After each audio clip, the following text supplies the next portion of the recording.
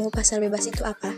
Pasar bebas merupakan pasar di mana para penjual dan pembeli memiliki kebebasan dalam memutuskan masalah perdagangan dan bisnisnya. Segala bentuk kebijakan tidak memiliki patokan atau paksaan dari pihak lain atau pemerintah. Nah, di sini juga ada manfaat dari pasar bebas, yaitu melalui pasar bebas, perekonomian negara tentu akan semakin tumbuh berkembang.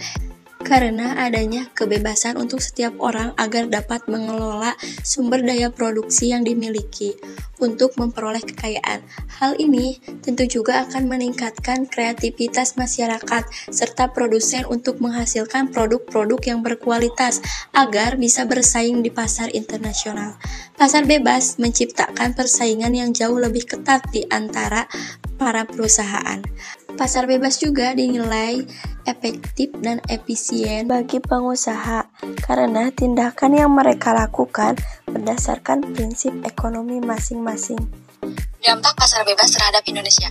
Menurut Adam Smith, sang bapak ekonomi, mengartikan pasar bebas sebagai sistem ekonomi di mana seluruh kegiatan ekonomi mulai dari produksi, distribusi, dan konsumsi diserahkan sepenuhnya kepada mekanisme pasar tanpa campur tangan pemerintah atau pihak lain. Dampak positif pasar bebas terhadap Indonesia. 1. Meningkatkan kualitas dan kuantitas produk dalam negeri. 2. Meningkatkan ekspor sehingga meningkatkan pendapatan nasional Indonesia. 3. Meningkatkan peluang investor yang menanamkan modal dan membangun basis produk di Indonesia. 4. Menambah devisa negara melalui biaya masuk dan biaya lain atas ekspor dan impor. 5. Melalui impor kebutuhan dalam negeri dapat terpenuhi. Dan dampak negatif pasar bebas terhadap Indonesia. 1. Produk dalam negeri cenderung kalah bersaing dengan masuknya barang-barang luar negeri yang lebih murah dan berkualitas. 2. Bertambahnya kemungkinan eksploitasi sumber daya alam oleh perusahaan. 3. Munculnya ketergantungan terhadap negara maju. 4. Bila tidak mampu bersaing akan berdampak pada menurunnya pertumbuhan ekonomi negara dan meningkatkan jumlah pengangguran. Contoh pasar bebas. Berikut beberapa contoh penerapan sistem pasar bebas di perdagangan internasional, yaitu 1. NAFTA North American Free Trade Area adalah sebuah sistem perdagangan bebas di Amerika Utara yang didirikan pada tahun 1994 dan mencakup Amerika Serikat, Meksiko, serta Kanada. Beberapa kegiatan yang dilakukan oleh organisasi ini ialah pengurusan visa dan paspor, mengatur kegiatan niaga, dan melakukan komunikasi seputar kegiatan kebudayaan.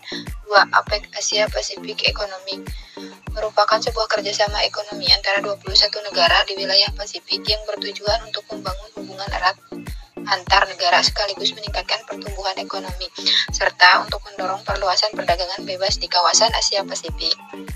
3.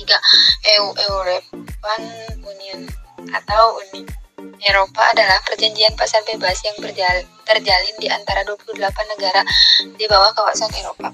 EU ini bertujuan untuk memudahkan keluar masuknya barang dari tiap anggota negara guna meningkatkan perekonomian negara-negara tersebut. 4. Masyarakat Ekonomi Asia merupakan pasar bebas yang ada di Asia Tenggara dengan anggota negaranya yang berasal dari ASEAN.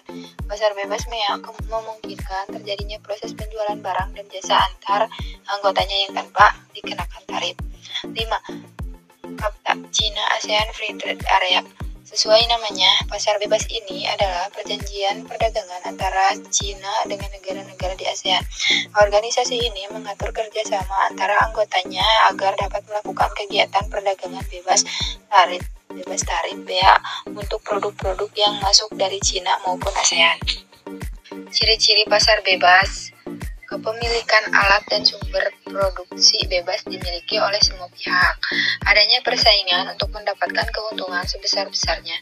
Terdapat pembagian kelas dalam perekonomian masyarakat. Campur tangan dari pemerintah terbatas. Kelebihan pasar bebas. 1. Semua orang bebas untuk memiliki kekayaan serta sumber daya produksi. 2. Masyarakat bisa mengembangkan kreativitas dan inovasi. 3. Persaingan antara produsen. 4. Menciptakan motivasi tinggi untuk menciptakan produk yang berkualitas. 5. Kegiatan yang dijalani berdasarkan prinsip ekonomi, sehingga efisien dan efektif. Kekurangan pasar bebas. 1. Terjadi eksploitasi terhadap masyarakat berekonomi lemah yang dilakukan oleh para penguasa yang memiliki ekonomi kuat. 2. Terjadinya monopoli yang bisa berujung pada kerugian terhadap masyarakat. 3. Kesenjangan ekonomi yang signifikan antar golongan ekonomi yang kuat dan lemah.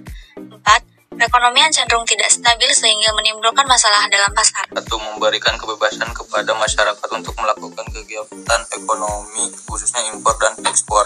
2. Sebagai akses untuk mendapatkan informasi terkait harga dan jumlah permintaan barang guna menjaga harga barang untuk tetap stabil. 3. Bagi perusahaan, pasar bebas dapat dimanfaatkan untuk memperoleh penghasilan tambahan dari bisnis yang tengah dijalankan, serta berkesempatan untuk mempelajari keahlian yang lebih modern. 4. Pasar bebas dan perdagangan bebas juga berfungsi untuk meningkatkan penggunaan atau konsumsi barang serta meningkatkan efisiensi produksi barang tersebut. Tujuan pasar bebas. Pasar bebas memiliki tujuan sebagai berikut. 1. Meningkatkan perekonomian negara. Perdagangan bebas menjadi salah satu untuk meningkatkan kegiatan produksi barang dalam negeri dan memperkenalkan serta menjualnya di pasar internasional. 2. Meningkatkan pendapatan negara. Perdagangan yang terjadi bukan hanya di dalam negeri seperti kegiatan ekspor tentu akan memberikan peluang lebih besar bagi suatu negara untuk memperluas pasarnya. 3. Memenuhi kebutuhan dalam negeri. Keberadaan pasar bebas kemungkinan masyarakat untuk memenuhi kebutuhan suatu produk yang mungkin tidak bisa didapat dalam negeri dengan melalui kegiatan impor. 4. Memperluas pasar bukan hanya memperluas informasi tentang produksi dalam negeri, namun pasar bebas dan perdagangan bebas yang terbuka ke beragam negara juga dapat meningkatkan jumlah konsumen dari produk tersebut. Bahkan suatu produk ada yang mungkin lebih laku di negara lain dibandingkan di dalam negeri itu sendiri. Terima kasih.